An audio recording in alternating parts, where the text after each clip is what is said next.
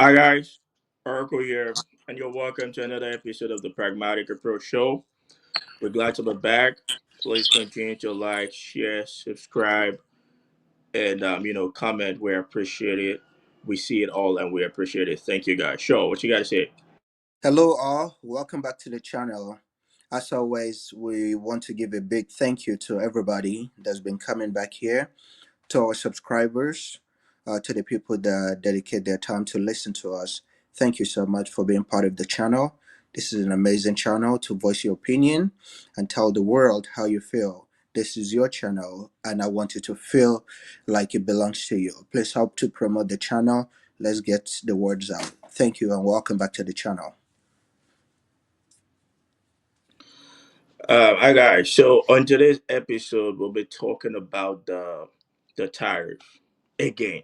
Yeah, we had a conversation about the tariffs a couple of weeks ago, but if you've been following the news, you would know that there's a developing story about the tariffs again at the president on the 2nd of April. You know, not trying to do April Fools on the 1st of April, did it on the 2nd of April and said it was the Liberation Day, sort of, but we were only liberated for maybe a week before we went back to the gulag again. So we're gonna be talking about flip flopping. So this is flip flopping 2.0 on tariffs, and we will be talking about the trade war that is now going on with China because the president has given a 90-day pause on the tariff, and but he's insisting that a tariff on China will stand. So that's what we would really be talking about today. So sure, let's start with what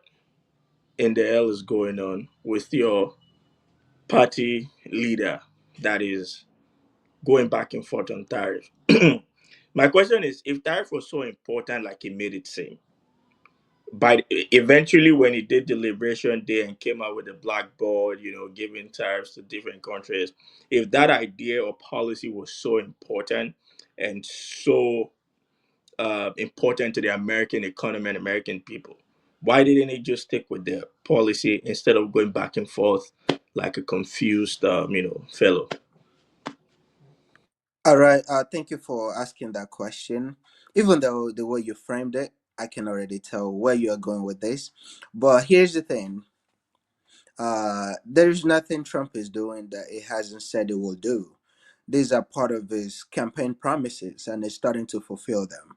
Although I will give it to you that the way he is approaching the tariff, I don't necessarily agree with 100% because he seems to be focusing more on the deficit rather than, um, how much tariff other countries are putting on us, you know.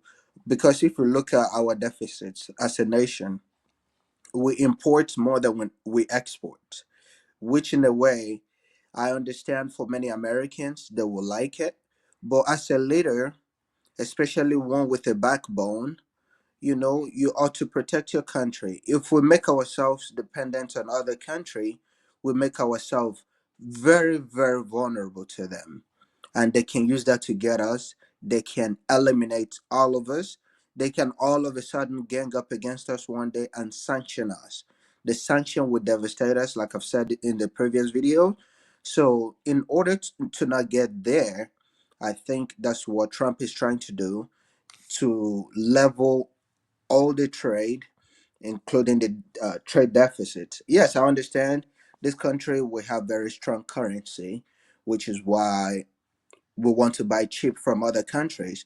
But it doesn't mean that the things are cheap in those people's country, like China. Chinese people don't necessarily perceive their own product as cheap, but because dollar to yuan, I believe, uh, Yen, yen. yen. Okay, so I believe dollar is much stronger than yen, which is why we can afford to buy things from there. So, but at the same time, we don't want to put our lives in our enemy's hands. So, for this reason, I think it's a good thing he's doing this, and we can also tell that it doesn't necessarily mean to cause any harm. He's just trying to balance everything, which is why he's willing to pause some tariffs so that they can negotiate, just the same way he said he would do, and which is what he's fulfilling. Many Republicans are very happy with this. Most people are, well, maybe not Democrats, but most Republicans are very glad to have him. Are you saying most Republicans are happy with tariffs? Last time I checked, Republican is a party of anti-tariffs. Republicans don't like tariffs. There's videos of many top Republicans, including one that is now serving in this current Trump's administration, Marco Rubio, that he spoke very much against tariffs when he was running in 2016 for president. Another guy is the senator from the great state of Texas, Ted Cruz. He spoke against tariff when he was running in 2016.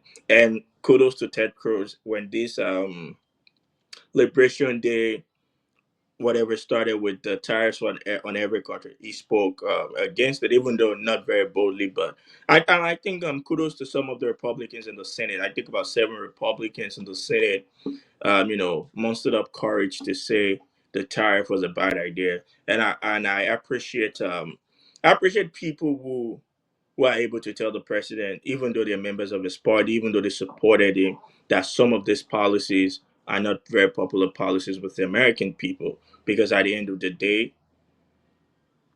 I have agreed, and I know some Democrats have also agreed that some reasonable tariffs are needed.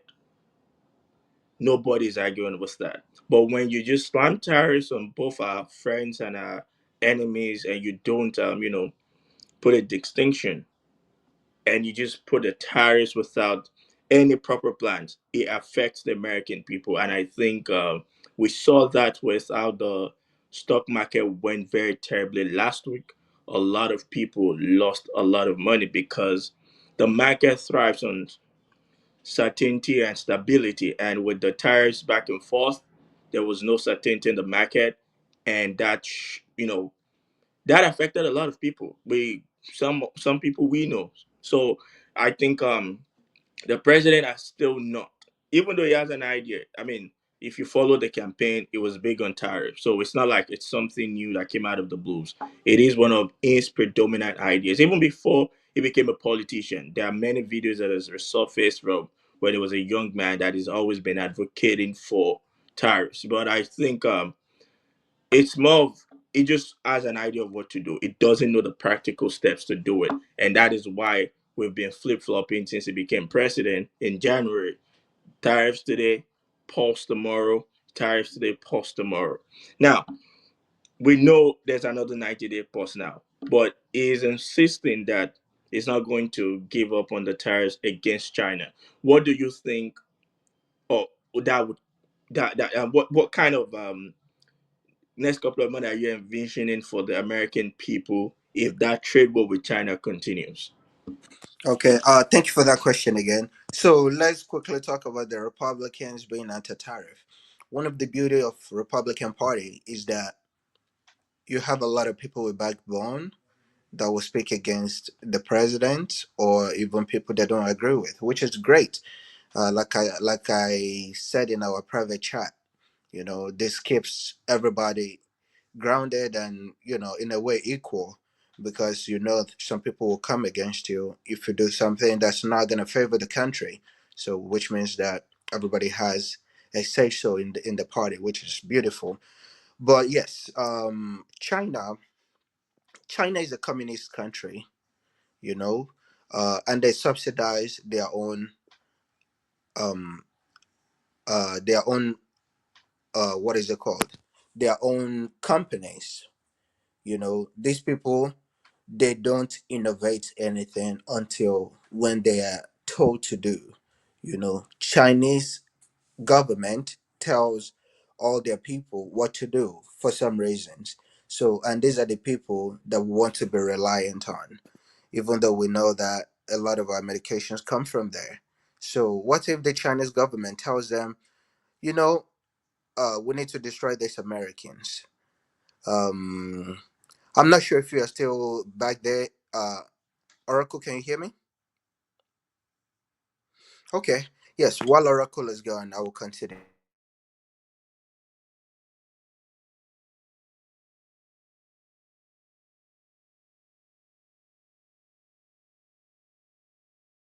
I can hear you.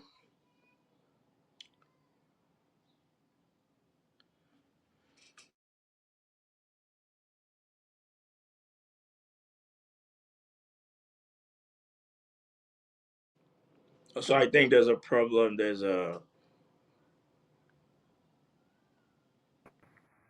okay. You're back. Yes, sorry I hope about that that, wasn't the people. Chinese Communist Party trying to stop your internet from talking against them. Yes, the Communist Party is trying to sabotage our stream today, but we are not going to let them because we are Americans. So, like I was saying, um, these people make a lot of our medications. What if Chinese government authorizes their own people to kill many Americans? You know, we know that many Americans have health issues, and we are dependent on a lot of these medications coming from over um, out of the country. But we cannot allow this to continue. You know, we need to be able to build in our own country and rely on ourselves and depend on our own productivity, especially on essential things like that. There are multiple reports that have come out since COVID that shows that COVID is directly from China. United States happened to be the country that lost most life due to COVID that came out of China. So who knows what the future holds for this country if we continue to rely on them? You know, if they could release, or maybe not release, maybe it was an accident, I'm not sure. If they were to want to destroy us, this is going to be so easy. So I think with China, we need to hold them accountable for the atrocities, and we need to hold them responsible and try to ease ourselves out of being dependent on them or on their market. You know, India is a great ally and they are willing to work with us. They have over 1 billion people. These people are very young and they are willing to produce. Nigeria is another one. We can source our things out to other countries. You know, a lot of Nigerians in Nigeria are willing to work and they can be very consistent. But with American backing, they can even do it at much faster rate.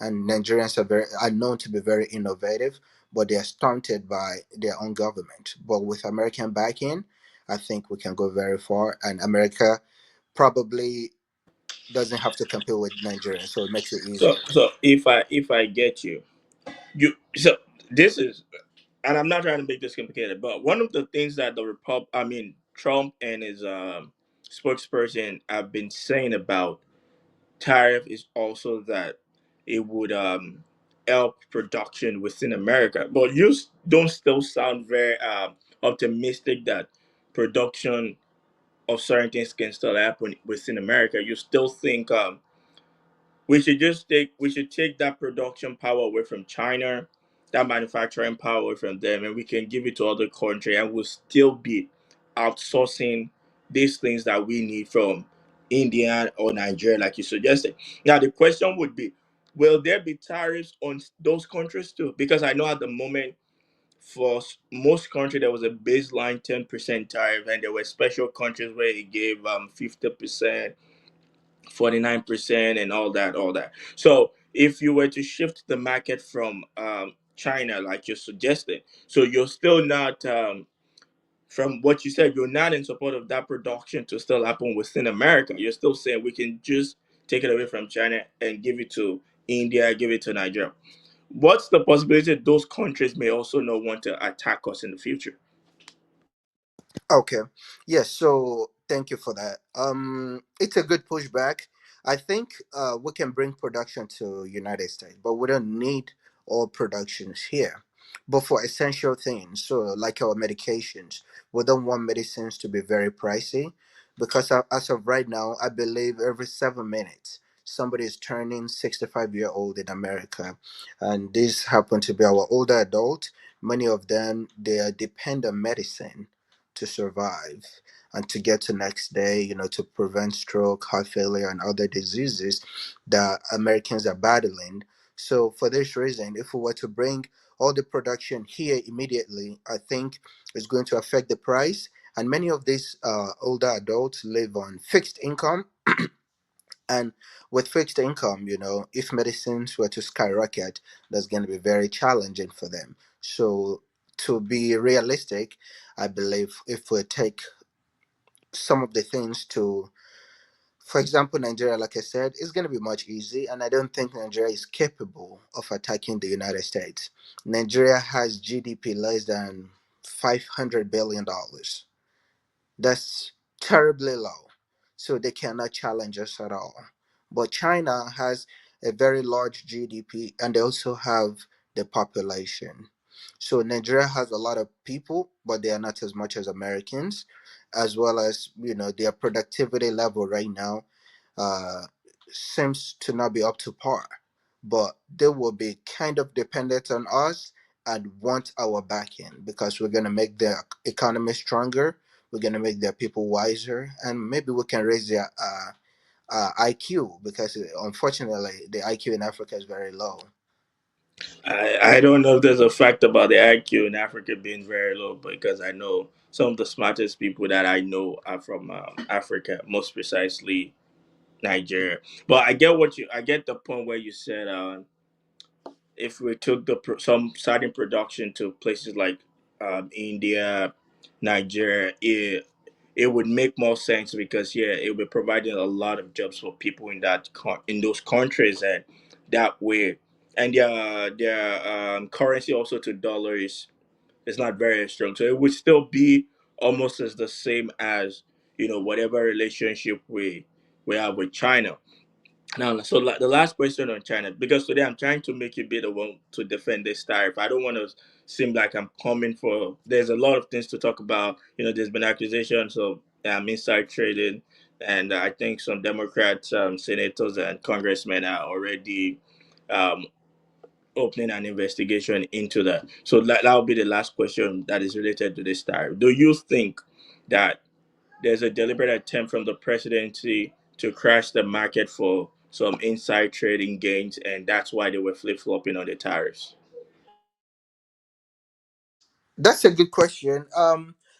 I can't really tell you how Trump is feeling on the inside, but from what we perceive on the outside, yes, I can see how some people would think that, but I don't think that's what he's doing. I think yes, we want lower interest rates, which if this continues to happen, the Fed is going to be forced to cut rates, and that's going to benefit many Americans. But I cannot, unfortunately, guarantee you what Trump is doing. I will leave that to the right people to do their investigation to see if they're actually trying to play the stock market. And one of the beauty about the stock market is that you don't lose until you sell. Stocks go up and down all the time. Under Biden, it went down. I'm talking about some people were down 40% under Biden, especially penny stocks. Some were even down 100% because of all the extra regulation. But Trump has been cutting regulation, which is thankfully helping our economy. You know, as of latest report, according to CNBC, you know, inflation went down by 2.4% again. So, which means that we're doing something right. We're cutting our regulation. We're boosting our energy productivity. So, in the next few months, besides all this tariff hula baloo that's been happening, I think once we can get everything situated, is going to be the new golden age of America. Like I told you, this is something we're very proud of and we are very happy to have. Now, it feels so good to be American again. When I step out, the fresh air, I don't have to worry about somebody saying they, them, virtual signaling anymore. We live in reality now and we know what it is. We know what to expect, and that's what we're getting. Again, today I try to be more reserved on this issue. So I agree with you that per the current report, inflation is down by 2.4%. That's incredible news, and it's very good to hear that. And on the issue of the inside trading, I think like you said, some of this action looks just like that, but there's an investigation going on. Maybe the investigation would uncover anything or not. We would see, but I personally feel like that it looks like that's just what is happening because you could see the handwritings on the wall. I think earlier this week when there was a rumor that the tariff was suspended. the whole market went up, and when the rumor came back that it was false, the market went down. And on the day it was going to announce the pause of the tariff, it tweeted before the market opened and said it is a good time to buy, which was an indication that buy now because I'm about to make an announcement that will shoot the market up. And so that I could take credit for that. That's just what that looks like. Again, there are people who have now, going to investigate those actions and see if it was a case of inside trading or it was just coincidental. So that's it on the. If I can quickly say something Oh, about okay, that. okay. I mean, the day the markets went down, I told you it's a good time to buy. So do you think I was actually participating in the market and trying to manipulate it? I mean, like you said, you don't lose in stocks until you sell. Market goes up and down. So, and most advisably, I used to trade options trading way back, and I know they always say, "Oh, buy the dip, buy the dip." It's always good to buy when the market is down because you buy cheap, and if the market, anytime the market were to go up, you'll be able to sell. So, I think any body that does the stock business, whether actively or even part time, is always advisable. Even with the Bitcoin, it's always the advice of everybody: buy the dip, buy the dip. But hey, you said I should buy the dip, but I wasn't just comfortable with the market and how it's going, especially with an unstable president who doesn't really know what they want. Now, I was going to end this tariff thing, but I remembered a rumor. I'll call it a rumor. Is it true that Elon's position on tariff is why Trump backed down and decided to give a 90-day pause on the tariff? Because, I mean, it's not a rumor. There were multiple tweets from Elon and his brother that was showing how more. I mean, Elon even had a whole interview about how it was against the tariff. And one of the funniest thing that I realized that despite the fact that he's against the tariff, majority of the things he uses for his Tesla are actually within America. I mean, I looked at that. There was this survey that came out about the percentage of the product. 80% of what it needs to make all its Teslas was in America, but still, it was advocating for a no tariff or free trade zone. So why do you think so? Yes. So many business people are against tariff for the reasons well known to everybody, because they understand how that's going to affect their company. They understand how that's going to affect the stock market. But what Trump is actually doing is not necessarily to protect the big guys, but instead to help the average Americans. Right now it's gonna feel very hard, of course. It's gonna feel very hard because things will become very expensive. But the people that will end up getting the job are the average Americans. The people that will be protected are the average Americans. So I understand Elon's perspective. I don't think I believe he probably has some influence on Trump, pausing the tariff.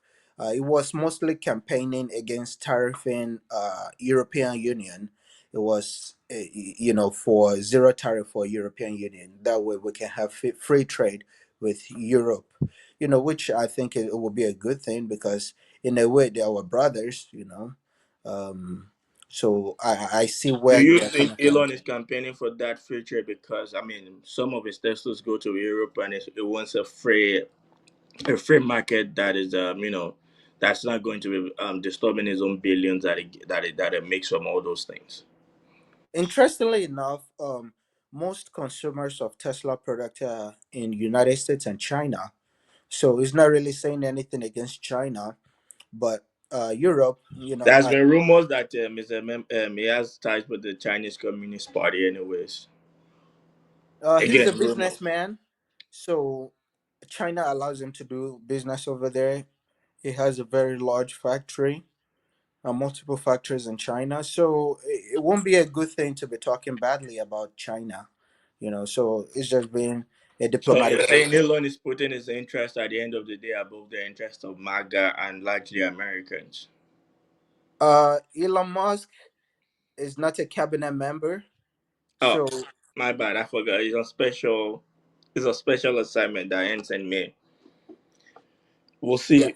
We'll see if it leaves at by May, or they will try to find a way to, excuse me, extend his appointment at the Department of Government Efficiency. So that's that on tariffs. Now let's talk about, even though midterms are far, we saw an election last week. That was a special election in Florida. I mean, Republican won both seats, but the margins is where the question comes from. One of those seats, the last guy that won that seat, who is now Trump's national security advisor, Mike Waltz, he won that seat by 33%. The guy that won in that special election won that seat by 15%. That's about half of the margin. I don't know the statistics for the other district, but it was also not as expected. So, what do you think? Do you think people are starting to show their displeasure against some of these unpopular policies of the Trump administration by how they are voting in this special election?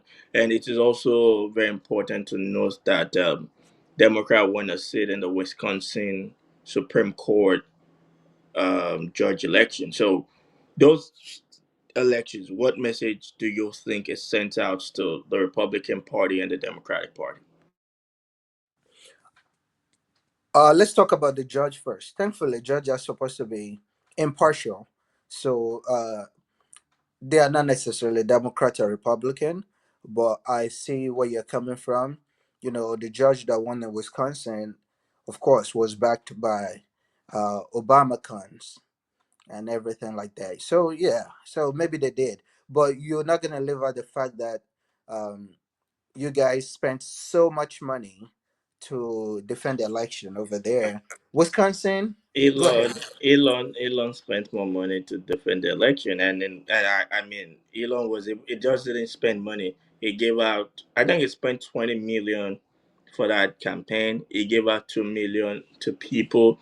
He even went there in person, and some people are starting to say Elon is more of a liability when he appears on your campaign now because of his favorability that has dropped. It's better to get his money, yes, but him being on the stage with you is a liability. And we saw how the Wisconsin people spoke. I think the percentage was 58 to 42, and that was a fair win for a Democratic candidate in such an election. And some people have seen have some people have said that looks like a booster for the Democratic Party, that in a state like Wisconsin where Trump won, because Wisconsin is a it's a purple state. If I mean, per my last check, which means if it swings, it goes both ways. Now, in the first election after the general election in November, Democrat won and they won well. So people are starting to say, if midterm were to be now in purple states, it would likely tilt blue now than going red because of the way it went, and also with the special election. Yeah, so and you know, it could go that way. It would just follow the historical trend of how midterms tend to go. Because in the beginning, you know, people tend not to like the president, you know, a lot of times because they don't agree with some of the things they're doing. So Elon Musk is a very, very polarizing figure. Firstly, he's a multi-billionaire. So many people don't like him for that reason, you know, because Democrats like to make it seem like if you're rich, you're automatically a very bad person, but not necessarily the case. George Soros, I don't think so. Judge Soros is Democrat. We don't say it's bad. There are a couple of billionaires in the in the Democratic Party. I think one of this, I think it's PayPal. No, I can't remember. One of those financial whatever is they are billionaire Democratic donors, and we still say the billionaires should pay their fair shares and taxes. We're not the Republican Party will, ponder and kiss the behind of this billionaire and, make them a demigod and all that. yes, but Democrats will say things like eat the rich and everything, but you find out that the rich people get richer under Democrats. All the billionaires combined together, they amassed wealth of over 3 trillion under Biden. So, uh, And go what ahead. is that supposed to tell you? It tells you the economy is good. It's the same. It's not only the billionaires that amassed money, even the middle class people were doing well. They were getting good jobs, getting good pay, six figures. People were doing well. So it tells you. I mean, it's not a news that America's economy has always been better under Democratic Party, and almost all the recession in American history has always been under the party, the Republican Party, of course. So I think that's a historical fact that has a lot of basis. We can mention past presidents and all of that to back to back that claim up. All right. So what he said basically doesn't reflect amongst the common Americans. Common Americans, our um, overall income did not improve under Biden, but it did improve for a lot of the rich people. So this tells me that Democrats don't care about average Americans. They care more about the elite. Like they always say. They say if you're not educated or if you don't quote unquote go to university, that automatically means you're not educated. They leave out the fact that you can be educated without going to university. They leave out the fact that you can know more. You remember whenever you were telling them that COVID vaccine was bad, and they said, "Oh, it's all this and that." They try to gaslight you. Now there are several reports. Not to interject, but I have to interject. I don't think Democrats says. I mean, yeah, majority of the educated people in this country tend to tilt towards the Democratic Party, but it doesn't mean that we don't respect people who are not educated or who didn't go to college and we talk down them. No, the Democratic Party still respect the farmers, the plumbers, the electrician, and we understand that these people are part the union workers, the UAWs. We understand that these people are part of the greater American success story. So that claim, I don't think it's true that we're part of the elitist and we just don't care about people who don't go to college. No, yeah, does the Democratic Party advocate for that? Yes, but we don't say without college or nothing. We still believe that all other services people render to this country makes it all part of what makes the country ultimately a great country. So I don't agree with that labeling of the Democratic Party. If what is just said is true, how come during this past election, all those people, all the plumbers, auto workers, and everybody voted significantly for Trump? It's because they don't feel well represented by the Democratic Party. So this is what's happening within that party. He wants to defend them. Go ahead. Uh, no, going again, I already made my point. I'm not going to go back on statistics now. The next thing was a COVID vaccine. I think your guy was even in office when the vaccine thing started. He took the vaccine. I think he took it live on national television himself too. So, and I'm one of those people who took the vaccines as early as it was available. And it's been 4 years counting. I'm still alive. I remember when I took the vaccine, somebody literally told me, "Oh, you're not gonna have a baby anymore. The vaccine is gonna affect your erection. I mean your sperm fertility." I have two beautiful daughters now.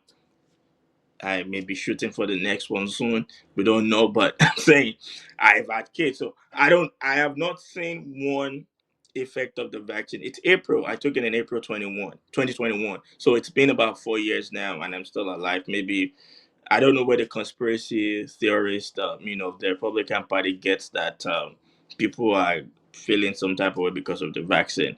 But at least we took vaccine. We didn't ask people to take bleach and all of that. Yes, so that's his anecdotal experience. There is a report that actually came out of Duke University that shows all the adverse effect of the vaccines, which were suppressed under Biden, but now because we have President Trump, things are starting to come out, and we are starting to see even this recent vaccine for flu vaccine. It shows that this is according to, I believe, maybe Pew Research. It shows that you are more likely to get the flu if vaccinated against the flu for 2024, 2025. So, I For a fact, I'm not a doctor or a nurse or in the medical field entirely. But one of the things that I always hear, I mean, and I still took some vaccines in February, if I'm not mistaken. And one of the things they would always tell you while taking those vaccines is that this is not a prevention from one of the things that you hear when you take these vaccines. Speaking about the vaccine you're talking about it, I'm not a medical practitioner like I earlier said, but every time you go to the hospital or clinic to take these vaccines, they always tell you the vaccine does not mean you cannot be affected by the virus or the disease. So what the vaccine does is that it prepares your body and you have a sort of immunization against that thing. So if the flu, if the COVID was supposed to eat you at 100, if you're already vaccinated, it limits the effect of the virus or the flu or whatever. And another thing, again, I'm not a nurse, I'm not a doctor, but I read a lot. Another thing, and I watch a lot of commercials about drugs. Any drug whatsoever. Sometimes I even laugh with my wife that sometimes the things they say this drug is going to prevent, the side effect of that drug is worse than what the drug is supposed to prevent. I was watching one time a drug that's supposed to stop skin rash could give you liver problem if you use it. So, like, bro, why? I would rather have a bad skin, have acne or something than have a kidney problem.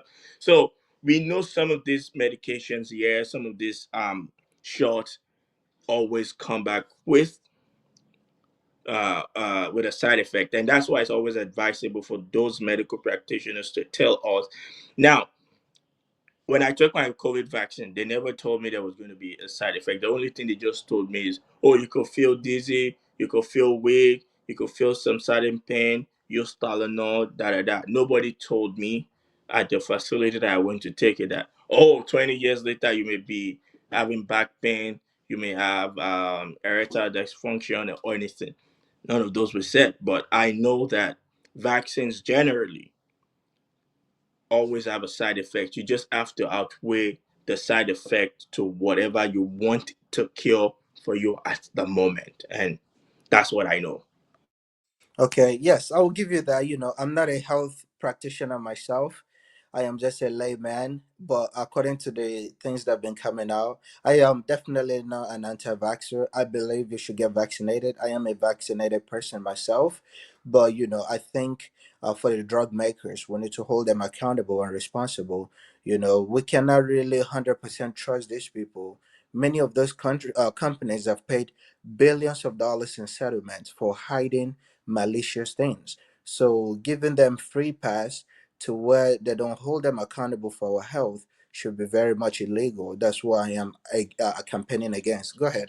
I agree with you, and that reminds me of one guy that is in your party that founded a drug for Alzheimer's or something, and the drug didn't work. And instead of him to let us know that the drug failed, he still put it on market and made billions, and now is one of your billionaires in the party. So where is the morality that a Republican Party then claims when somebody makes a drug that has already failed testing severally for the same thing and he still was lying to the people that the drug was going to cure the same thing? Eventually, he sold the company, made money, and is doing fine. He's now running for governor of a state now, but I'm sure he wouldn't win anyways. All right. I know I'm sure you're you know talking what I'm about talking about. I don't have to mention names. I don't want to get sued, so I will keep it at. But you know who I'm talking about. He's one of your favorite guys. I will mention his name. I know you're talking about Vivek. So allegedly, that's what happened. But if that's what did in fact happen, they would have been in jail. They could have sued him, or they could have done something. This guy was running for president while President Biden was still the president. So if Not to interject it, but I'll interject you again. You said something earlier, just like a few minutes ago, about settlement. Some of these companies go through settlement, and some of those settlements are non-disclosed agreements. So, what is to say people didn't sue him and they settled out of court, paid their money, and everybody just went about their day? I'm just saying. Yes, Allegedly, please. there would have been a document that shows that. There's no document. Drugs do get repurposed all the time. There's a medicine called sildenafil, which is Viagra. Viagra initially was meant to be high blood pressure medicine, but people started noticing that they're getting hard. So, people started going in for high blood pressure.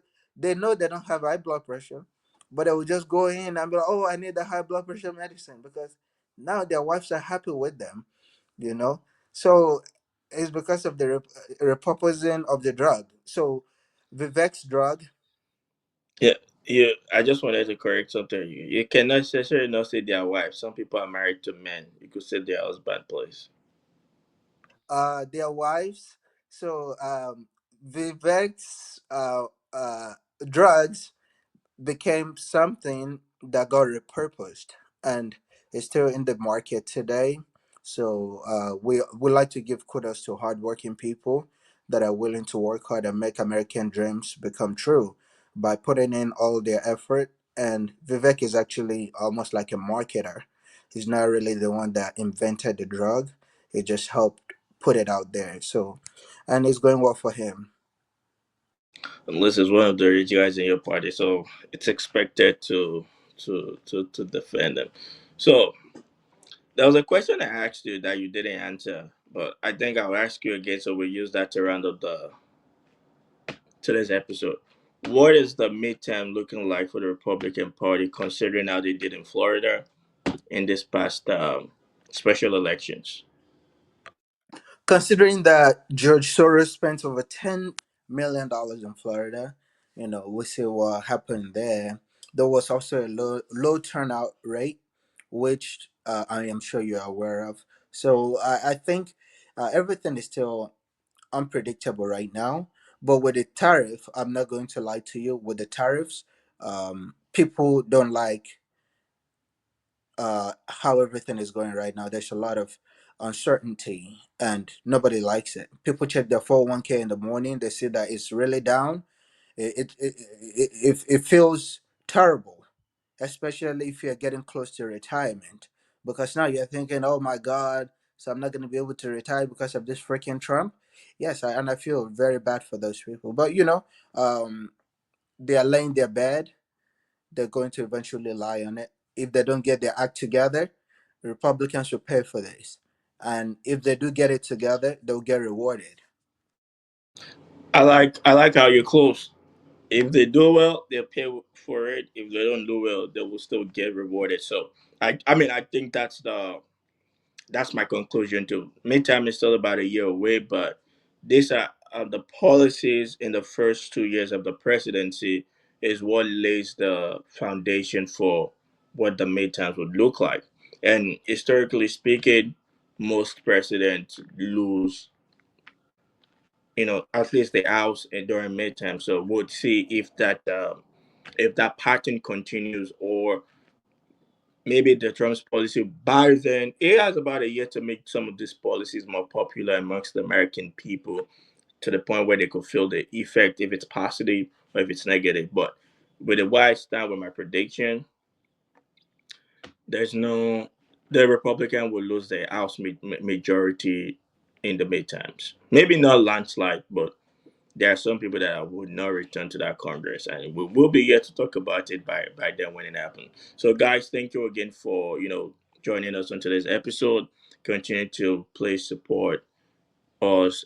We no longer DEI, now we're meritocracy. We do things on merit. So please continue to support this meritocracy channel.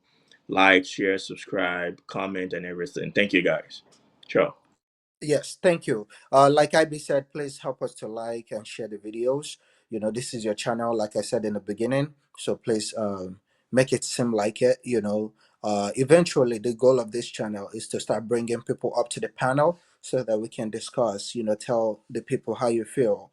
Because a lot of people want to talk about what's affecting them directly, but they don't have the platform to do so. This is a platform that will benefit everybody on this channel and everybody around the world that wants to participate in our American government. This is where you have unlimited free speech for as long as YouTube allows us to.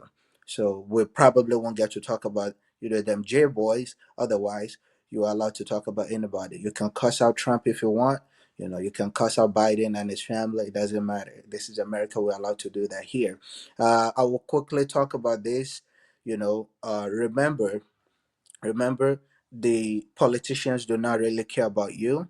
Most people care about power. So once they get into that position, they don't see you anymore. So make sure to take care of your health, take control of your own life, work hard, save up money, and help stabilize your own future. Do not depend on any government to do that for you. It will be better, but remember, most people around the world are very unhappy with their government. But you can be your own government within your own home. If you have a wife, if you have lovely children and family, make sure to take care of them. You are the government of your own household. Thank you. Thank you so much, Joe. Please take that last advice. Government don't care, especially when they're Republicans. Only Democrats care. See you on the next episode. All right. Bye.